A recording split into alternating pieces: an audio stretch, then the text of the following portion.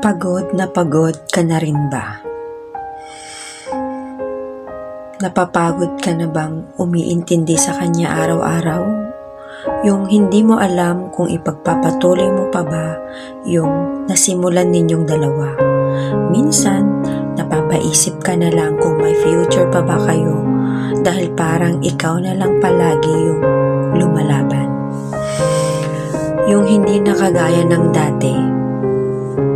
At mga panahon na makita mo na proud siya sa'yo. Yung mga panahon na sobrang na-feel mo yung pagmamahal niya. Nakakapagod kapag nakikita mong nawawalan na pala siya ng gana.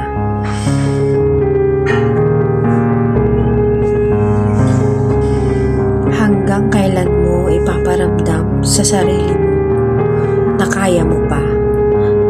Kahit ang katotohanan ay pagod ka na. Pagod ka na intindihin siya. Pagod ka na dalhin yung relasyon yung dalawa. At nakakapagod na rin mag-overthink na baka nagiging cold na siya dahil may iba na. Na baka hindi na talaga ikaw yung nagugustuhan niya. Yung hindi na talaga ikaw yung mahal niya, na baka paggising mo isang araw, gusto na niyang makipaghiwalay sa'yo. Sobrang daming what ifs kung yung nasa isip mo araw-araw, kaya mas lalong napapagod ka. Sasabihan ka na ginusto mo yan minahal mo yan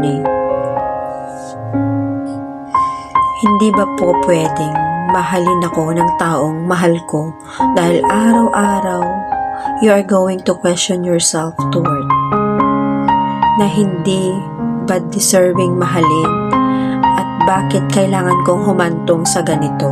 Yung alam ko naman na ginawa ko ang lahat para sa aming dalawa, pero bakit parang pinaglalaroan lang yung relasyon na ninyong dalawa? Nakakapagod talaga ang mapagod. Sabi nga nila, hindi man parehong galing sa mata yung luha at saka pawis, pero pareho namang tumutulo kapag pagod ka na. Pero alam mo, kapag pagod ka na, lagi mong tatandaan to always learn to rest. Matuto kang magpahinga, lalong-lalo na kung ramdam mo na sobrang bagsak na ang lahat sa'yo. At kapag nawawalan ka na ng ganang ipagpatuloy yung relationship nyo dahil napapagod ka na, palagi mo pa rin balikan yung reason kung bakit mo siya minahal at kung sino yung taong yan sa buhay mo.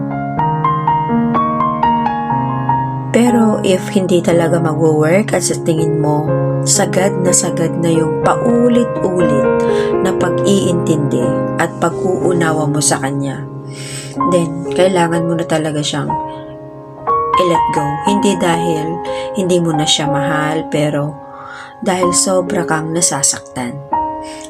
Dahil hindi kanya iningatan.